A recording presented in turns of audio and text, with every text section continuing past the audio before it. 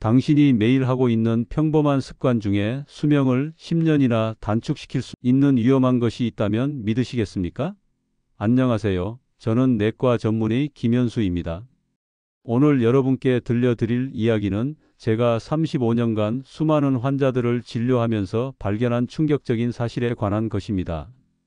지난주 제 진료실에 오신 74세 이 할아버지의 경우를 말씀드리겠습니다. 겉으로 보기에는 건강해 보이던 할아버지가 갑작스럽게 심한 어지럼증과 호흡 곤란으로 응급실에 실려 오셨습니다. 각종 검사를 해보니 심각한 탈수 증상과 근육량 감소, 그리고 초기 치매 증상까지 발견되었습니다. 더욱 놀라운 것은 이 모든 문제들이 할아버지가 평소에 당연하다고 생각하고 계셨던 일상적인 습관들에서 비롯되었다는 사실이었습니다. 혹시 여러분도 이런 생각을 해보신 적 있으신가요? 나이가 들었으니 이제 편하게 살아야지. 젊었을 때처럼 바쁘게 움직일 필요는 없어. 하루하루 그냥 조용히 지내면 되는 거 아닌가? 이런 생각은 자연스럽고 당연해 보입니다.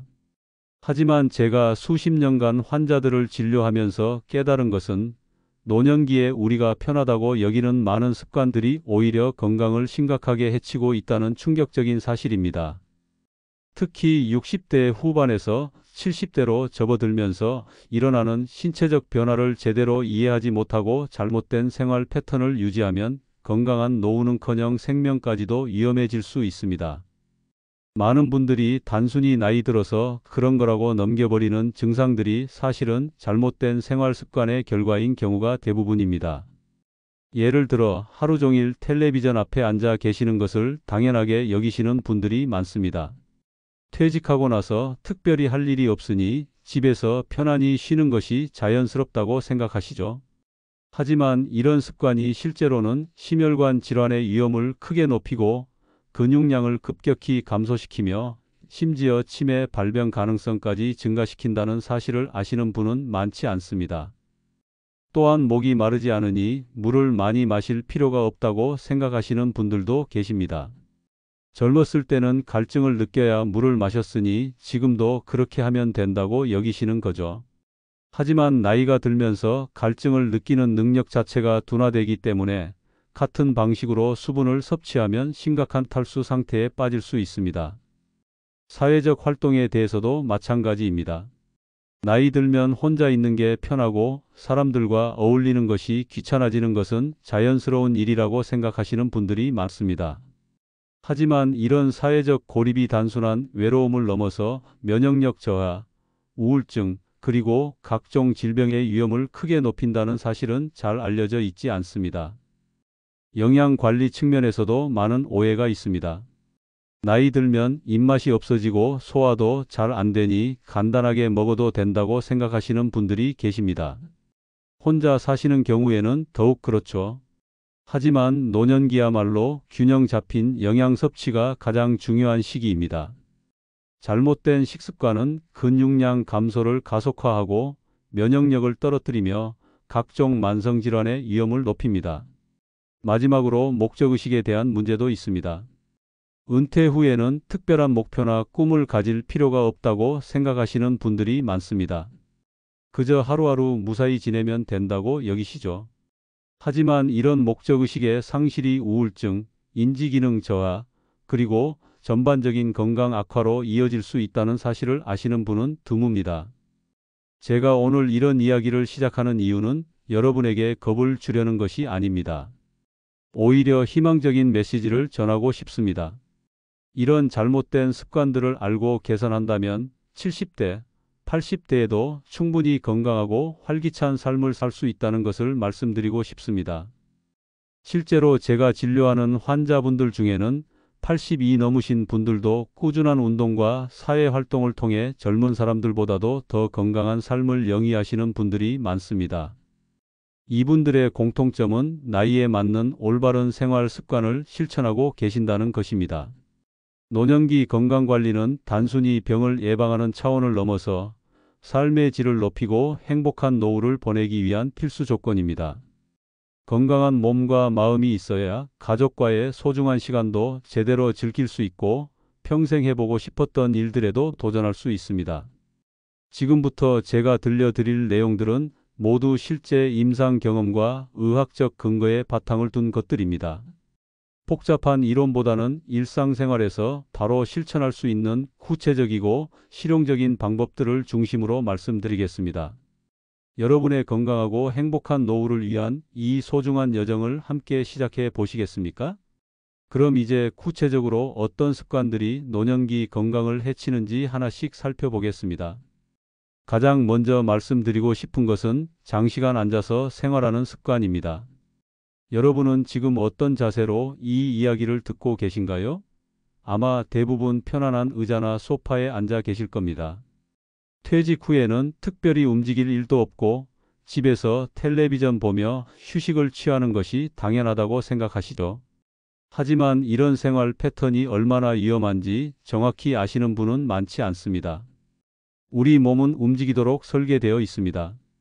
특히 나이가 들수록 더욱 그렇습니다. 하루에 6시간 이상 계속 앉아 있으면 우리 몸에는 여러 가지 문제가 생기기 시작합니다. 가장 먼저 혈액순환이 나빠집니다. 다리 근육이 수축하지 않으면 심장으로 피가 돌아가는 속도가 느려지고 이는 혈전 형성의 위험을 높입니다. 근육량 감소 문제도 심각합니다. 나이가 들면 자연스럽게 근육이 줄어드는데 움직임이 부족하면 이 속도가 훨씬 빨라집니다. 근육은 단순히 힘을 내는 기관이 아닙니다. 우리 몸의 단백질 저장고 역할을 하고 혈당을 조절하며 면역력 유지에도 중요한 역할을 합니다. 근육이 줄어들면 일상생활이 어려워질 뿐만 아니라 각종 질병에 취약해집니다. 뇌 건강에도 악영향을 미칩니다. 앉아서만 생활하면 뇌로 가는 혈류량이 감소하고 이는 기억력과 집중력 저하로 이어집니다. 많은 분들이 나이 들어서 깜빡깜빡하는 것을 당연하게 여기시는데 상당 부분은 운동 부족과 관련이 있습니다. 그렇다면 어떻게 해야 할까요? 거창한 운동을 할 필요는 없습니다. 30분마다 한 번씩 일어나서 집안을 천천히 걸어 다니거나 간단한 스트레칭을 하는 것만으로도 큰 도움이 됩니다. 텔레비전을 보시더라도 광고 시간에는 꼭 일어나시는 습관을 만들어 보세요. 두 번째로 중요한 문제는 수분 섭취 부족입니다.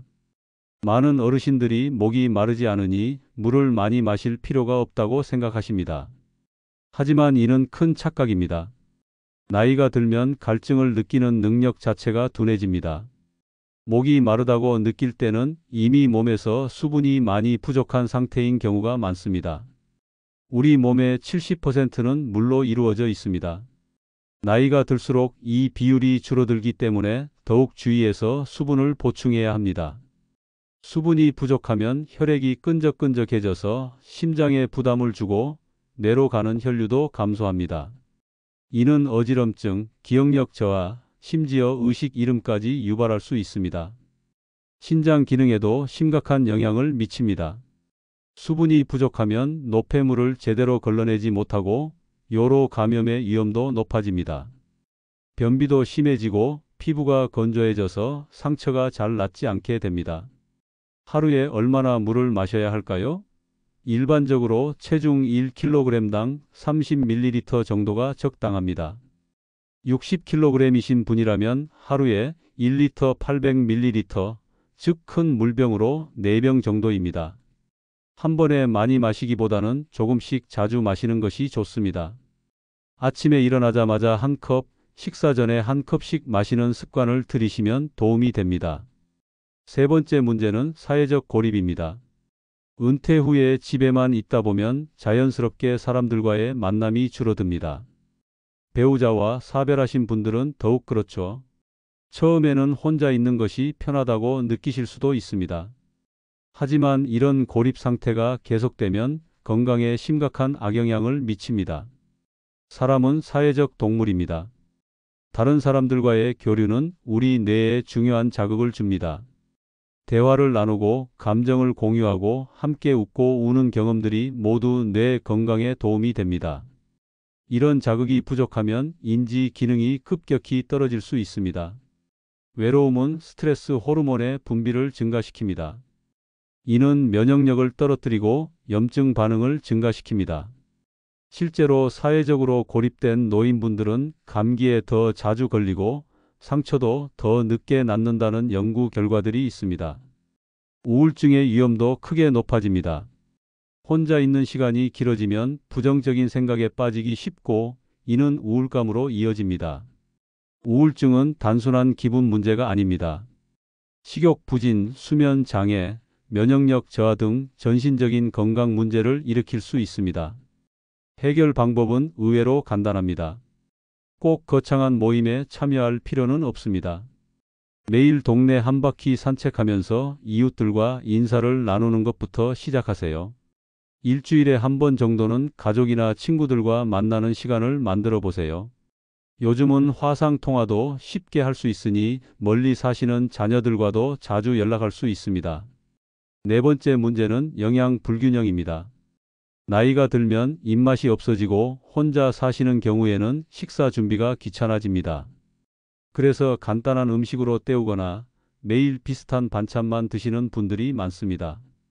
하지만 이런 식습관은 매우 위험합니다.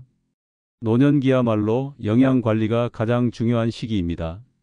나이가 들수록 소화 흡수 능력이 떨어지고 근육량도 감소하기 때문에 더욱 신경 써서 영양소를 섭취해야 합니다. 특히 단백질은 젊었을 때보다 더 많이 필요합니다. 하루 3끼 모든 식사에 단백질이 포함되도록 신경 쓰세요. 비타민과 미네랄도 중요합니다. 과일과 채소를 통해 다양한 영양소를 섭취하셔야 합니다. 뼈 건강을 위해서는 칼슘과 비타민 D가 필요하고 면역력을 위해서는 비타민 C가 중요합니다. 마지막으로 목적의식 상실 문제입니다. 은퇴 후에는 매일 출근할 곳도 없고 특별히 해야 할 일도 없어집니다.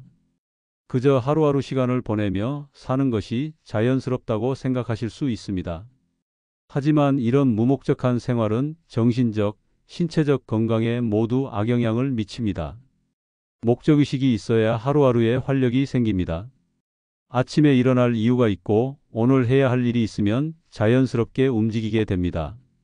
반대로 목적이 없으면 무기력해지고 이는 우울증과 각종 질병으로 이어질 수 있습니다.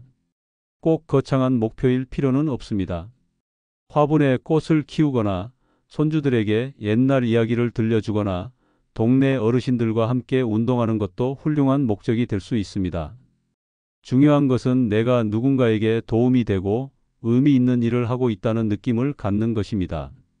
지금까지 노년기에 절대 피해야 할 5가지 위험한 습관들에 대해 자세히 말씀드렸습니다. 장시간 앉아서 생활하기, 수분 섭취 부족, 사회적 고립, 영양 불균형, 그리고 목적의식 상실. 이 모든 것들이 우리가 일상에서 흔히 접하는 문제들이지만 노년기 건강에는 치명적인 영향을 미칠 수 있다는 사실을 확인하셨을 것입니다. 하지만 여기서 가장 중요한 메시지는 절망하지 않는 것입니다. 오히려 희망을 가지시기 바랍니다. 이런 문제들을 정확히 인식하고 조금씩 개선해 나간다면 얼마든지 건강하고 활기찬 노후를 보낼 수 있기 때문입니다.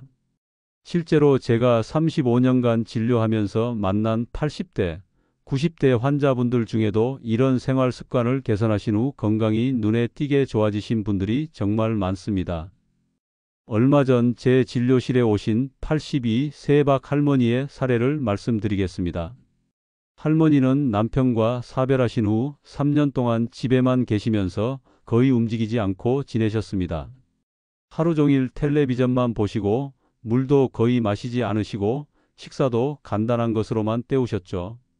그러다가 어느 날 갑자기 쓰러져서 응급실에 오셨는데 심한 탈수와 근육량 감소, 그리고 우울 증상까지 나타났습니다. 하지만 할머니는 포기하지 않으셨습니다. 제가 말씀드린 생활 습관 개선 방법들을 하나씩 실천하기 시작하셨어요. 처음에는 30분마다 일어나서 집안을 걷는 것부터 시작하셨습니다. 물도 의식적으로 자주 마시려고 노력하셨고 일주일에 한 번씩은 동네 복지관에 나가서 다른 어르신들과 어울리기 시작하셨습니다. 가장 큰 변화는 목적의식을 찾으신 것이었습니다. 복지관에서 만난 다른 어르신들과 함께 동네 어린이들에게 옛날 이야기를 들려주는 활동을 시작하신 거예요. 처음에는 자신이 없어 하셨지만 아이들이 재미있어하는 모습을 보시면서 점점 자신감을 찾아가셨습니다.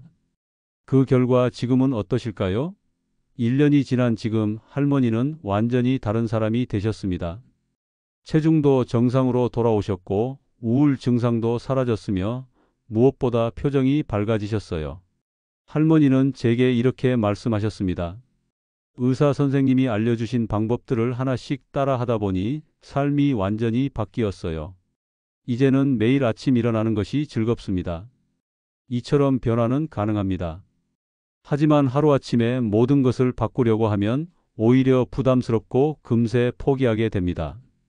작은 것부터 천천히 시작하는 것이 중요합니다. 예를 들어 오늘부터 30분마다 한 번씩 일어나서 집안을 천천히 걸어보세요. 처음에는 귀찮으실 수도 있지만 일주일만 계속하시면 몸이 가벼워지는 것을 느끼실 수 있을 겁니다. 물을 마시는 습관도 마찬가지입니다.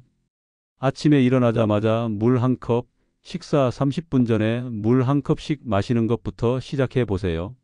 사회적 관계 개선도 작은 것부터 시작하시면 됩니다. 매일 동네 한 바퀴 산책하면서 마주치는 이웃들과 인사를 나누는 것만으로도 충분합니다. 일주일에 한 번 정도는 가족이나 친구에게 안부 전화를 드리는 것도 좋은 방법입니다. 요즘은 화상 통화도 쉽게 할 수 있으니 멀리 사시는 자녀들과도 자주 얼굴을 보며 대화할 수 있습니다. 영양 관리에서도 완벽을 추구하실 필요는 없습니다. 매 끼니마다 단백질이 포함된 음식을 하나씩 추가하는 것부터 시작해 보세요.